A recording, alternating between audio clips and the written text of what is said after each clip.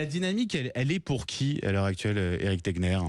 Alors aujourd'hui, elle est pour Donald Trump et c'est le cas depuis à peu près 2 ou 3 semaines. Alors qu'il y a 1 mois et demi, on pensait que Kamala Harris quand même avait repris le dessus. Le 10 septembre déjà, pour son débat, elle n'avait pas été si mauvaise. Pourtant aujourd'hui, c'est du côté de Donald Trump. Déjà, il y a plusieurs indicateurs, au premier rang desquels le vote anticipé. On peut voir la question de la mobilisation. Aujourd'hui, les républicains sur les États clés sont bien plus mobilisés que les démocrates. Et quand on compare à 2020, on va voir certains États justement comme le Michigan, on va voir qu'à ce moment là justement, les démocrates avaient besoin de faire le plein et ils ne le font pas aujourd'hui. Donc c'est un premier élément. Le deuxième, c'est que Kamala Harris, vous rappelez-vous, il y a 1 mois et demi, on disait, vous avez vu cette campagne TikTok de vidéos positives, etc. Donald Trump, c'est la haine uniquement. Eh bien, le positivisme, il est revenu du côté de Donald Trump. On l'avait vu avec cet épisode au McDonald's. On voit aujourd'hui un Donald Trump qui s'affiche avec énormément de monde, beaucoup de gens. On l'a vu au Madison Square. Et une Kamala Harris qui est sur la défensive, qui n'est pas soutenue. Et un dernier point, on le voit au niveau des élites. On voit Mark Zuckerberg qui a refusé de se positionner pour Kamala Harris, et par exemple au Washington Post avec donc Jeff Bezos, le patron d'Amazon, parce que eux-mêmes anticipent justement cette victoire de Trump. Je pense que si Trump peut gagner demain, c'est aussi parce que les Américains le connaissent. Alors Kamala Harris, on ne sait pas qui elle est, alors qu'elle était vice-présidente pendant 4 ans. Le Washington Post, c'est un journal qui est acquis aux démocrates depuis des années et des années. Et là, finalement, décision de ne pas soutenir Kamala Harris, c'est quand même un certain séisme quoi là-dessus. Ah oui, c'est 2,5 millions d'abonnés, le Washington Post, connu pour avoir révélé le Watergate. Alors il faut dire qu'ils reviennent à une position originelle. De Nixon, ouais. Exactement, ils reviennent à une position originelle d'avant 1970. Mais ce qui est intéressant effectivement, c'est que derrière il y a une vague de désabonnements aussi, on le voit, de 220 000 abonnés. Et donc ça montre comment Jeff Bezos aussi anticipe cette victoire de Donald Trump. On sait qu'avec Amazon, il avait perdu un contrat face à Microsoft. Et donc ça peut expliquer cet élément. Moi, ce qui m'intéresse le plus, c'est la décision qu'on commente moins en France du Los Angeles Times. Ceux-là, ils ont décidé également de ne pas soutenir Kamala Harris, alors que c'était plutôt anticipé, mais pas parce qu'ils soutiennent Donald Trump, mais plutôt, et ça on l'a vu à travers la fille du propriétaire qui a déclaré qu'elle allait plutôt voter pour Jill Stein. On en parlait justement la dernière fois sur le fait que la problématique aujourd'hui d'une Kamala Harris, c'est que sur ses positions par rapport à l'Israël, elle est assez ambiguë contrairement à Donald Trump. Et donc il y a une partie de l'électorat aussi radical de gauche, mais également de l'électorat musulman, qui veut voter pour cette candidate qui est clairement pro-Palestine, Jill Stein. Et ça va d'ailleurs avoir un impact notamment sur la Pennsylvanie, où il y a beaucoup de musulmans justement, et on sait que ça peut se jouer à 10 000 voix. Et donc c'est intéressant de voir cet élément, parce que sur l'aspect international, je rebondis sur ce que ça a été dit tout à l'heure, l'avantage c'est que Donald Trump c'est très clair, alors Kamala ça ne l'est pas.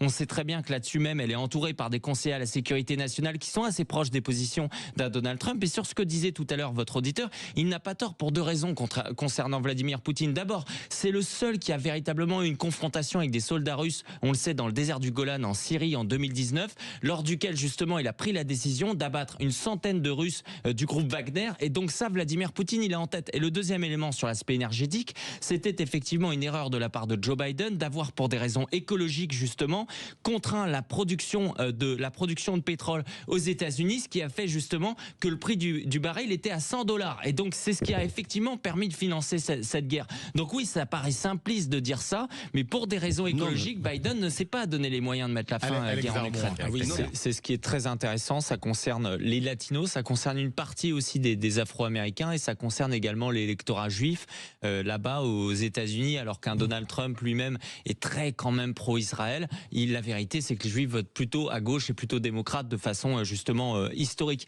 Alors ce basculement, il est expliqué pour 2 raisons. Il va aussi déterminer cette élection. C'est d'abord le fait que Donald Trump, il parle vraiment aux classes qui travaillent. On l'a vu encore une fois, ça paraît un peu stupide quand on parle de ça en France, mais la séquence qui s'est produite au McDonald's, elle était très importante. D'ailleurs, on le voyait, il y avait des Afro-Américains, il y avait des Latinos, etc.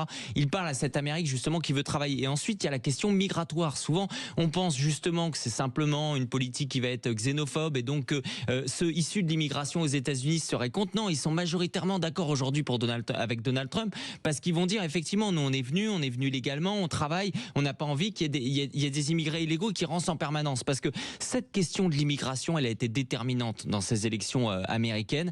Donald Trump a eu raison de choisir en termes politiques, de choisir justement ce thème, parce qu'on est quand même à 10 000 entrées de clandestins par jour. C'est près de 2 millions d'illégaux qui rentrent par année aux États-Unis. États-Unis. Il faut comparer avec l'Union européenne. L'Union européenne, c'est à peu près 450 000 entrées illégales. On est x4 uniquement sur les États-Unis, donc c'est énorme. Et ça concerne tout le monde parce que ces immigrés, on l'a vu à Springfield par exemple, où il y a eu 40 000 Haïtiens qui sont arrivés d'un coup. Ça inquiète l'ensemble du territoire américain. Et donc les Latinos, évidemment que ça leur parle aujourd'hui. C'est une raison pour laquelle ils basculent, pas tous, hein, mais on le voit bien à Miami par exemple. Il y a une grosse communauté. Il y a un travail qui a été fait de longue haleine avec des États qui avant étaient plutôt justement des swing states et qui sont complètement acquis aujourd'hui aux républicains grâce notamment à ça. Alex, il faut dire qu'il y a une responsabilité de la presse américaine. On peut le voir du côté de la presse française. Moi, je suis désolé de dire qu'on découvre parfois sur certaines chaînes, notamment France 5, des gens qui vont comparer Donald Trump à Adolf Hitler. Moi, j'étais surpris de lire dans le Figaro lundi matin. C'est des propos qui ont été rapportés. C'est les propos rapportés de son ancien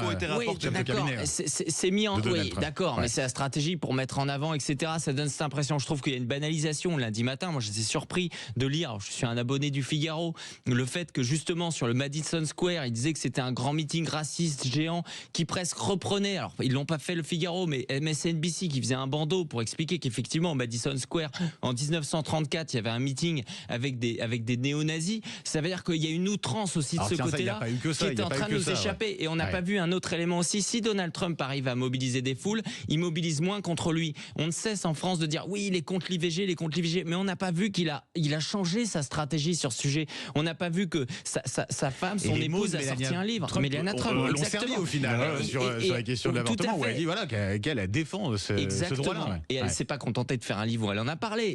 Ses vidéos de promotion du livre disaient qu'elle était pour le droit à l'avortement, mais ça, on a refusé aussi de le voir. Donc le sujet de l'IVG finalement était beaucoup moins important et beaucoup moins mobilisateur contre lui qu'avant. Et sur le dernier point, c'est également sur la question par exemple du port d'armes, on a vu une Kamala Harris qui était pas claire parce que elle plutôt elle a dit qu'elle avait une arme.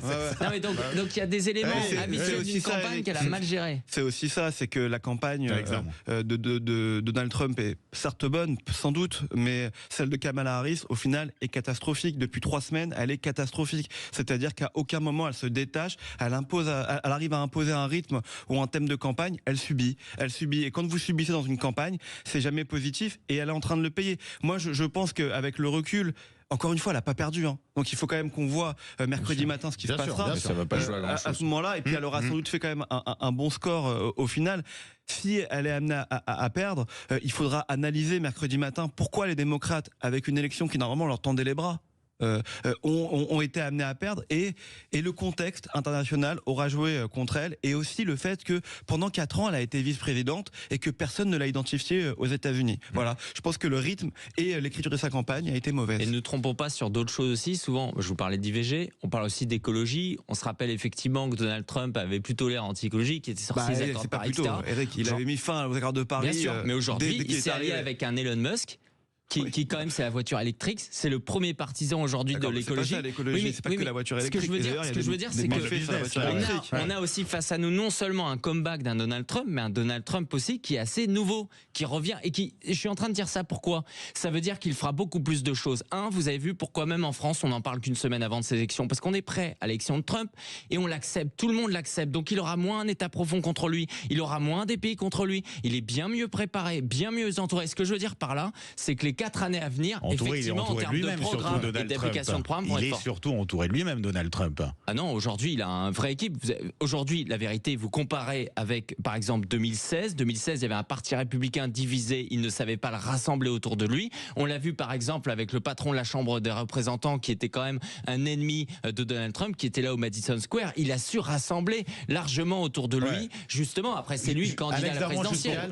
Yacine Bellatar qui gravite autour du chef de l'État depuis quelques années. Réaction de l'Élysée à sa présence au Maroc. Sa présence ne vaut en aucun cas adhésion à ses idées. Éric Tagner, est-ce que cette présence dans la délégation française, est-ce qu'elle vous choque ou est-ce qu'on l'en fait trop ?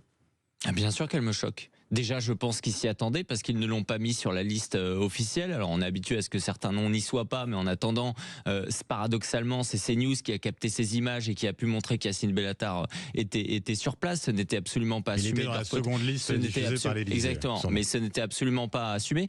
Moi, ce qui m'a choqué, c'est un Yacine Bellatar, effectivement, qui est dans une proximité telle aujourd'hui. On sait que c'est aussi celui qui était un des organisateurs de la marche contre l'islamophobie en 2019 du CCIF, proche du Bataclan, où il y a eu les cris d'Allahu Akbar à ce moment-là. On sait qu'un Yacine Bellatar, c'est celui qui en permanence parle aux banlieues pour leur dire de ne pas s'intégrer, de ne pas s'assimiler.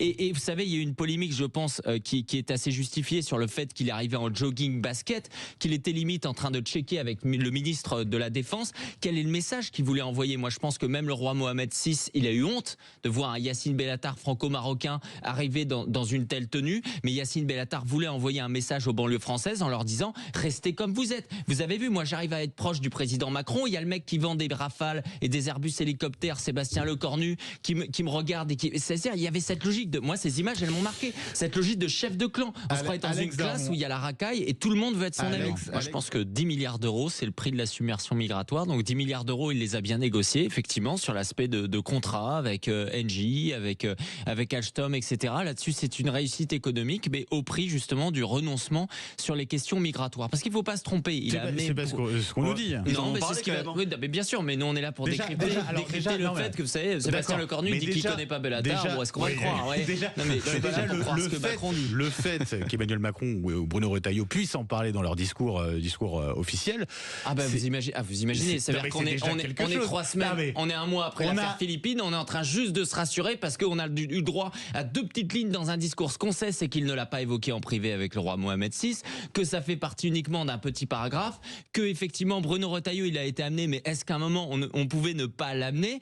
À un moment, il faut reconfigurer les choses. On a 240 000 visas qui sont délivrés chaque année au Maroc, alors qu'on était dans une situation où les relations n'étaient pas bonnes. Donc imaginez maintenant qu'on a 10 milliards. On va augmenter ces titres de... Et de l'autre côté, 727 passés laissés consulaires. Ça veut dire que c'est absolument ridicule. C'est le premier point. Le deuxième point, c'est qu'aujourd'hui, la majorité du cannabis est justement est faite au Maroc. Donc quand on va vous parler demain de trafic de drogue à Lorient, à Brest, à Rennes, à Marseille, ça vient du Maroc. Est-ce que ça aurait dû être les 2 principaux sujets? Et le fait qu'on signe autant de contrats, qu'est-ce qui va se passer dans 6 mois? Vous le verrez. On dira oui, mais il faut faire un bras de fer avec le Maroc, etc. Ils vont nous dire quoi? Oui, mais attendez, Airbus hélicoptère, ils peuvent annuler les contrats. L'Australie l'a bien fait. Vous avez vu? À un moment, qu'est-ce qu'il va dire Yacine Bellatar? Il va dire la France, on est en train de sauver Alstom parce qu'heureusement qu'il y a le Maroc qui est en développement pour acheter des contrats de 424 millions d'euros. C'est ce qui est en train de se passer.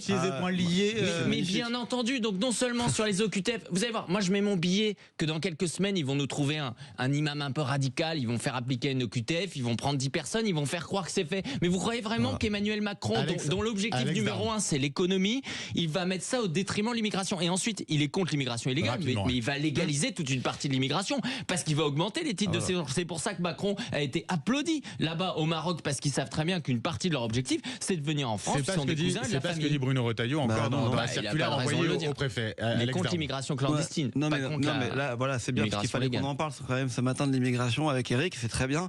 Mais moi, c'est le Maroc. Non, mais très bien. Mais moi, je comprends pas. Merci de donner 2 minutes à ce sujet, comme Macron donne 2 lignes dans son discours. Eric, je comprends pas que tu puisses dire déjà, alors que sur le sol marocain, on amène le ministre de l'Intérieur, qui a été le plus à droite depuis des années, qui dit sur le sol marocain, il faut mieux faire appliquer les OQTF, il faut qu'on trouve des accords, machin. Donc dans ces cas-là, on dit rien et on passe à autre chose. Mais moi, je comprends. Non, mais attends, juste écoutez, on dit rien et on passe à autre chose. Il y a un ministre de l'Intérieur aujourd'hui, Bruno Retailleau, sur le sol marocain, qui dit, et Emmanuel Macron aussi, président de la République, dit il faut qu'on trouve des accords. On sait pas ce qu'ils se sont dit en privé. Moi, j'y étais pas. Tu y étais pas non plus. Enfin, je crois pas. Tu y étais pas non plus. Ils en ont sans doute parlé, mais c'est aussi ça la diplomatie. C'est peut-être de dire on va y aller étape par étape, mais au moins on va faire quelque chose. Bruno Retailleau n'est pas sur la même ligne qu'Emmanuel Macron sur ces questions d'immigration. On est d'accord là-dessus.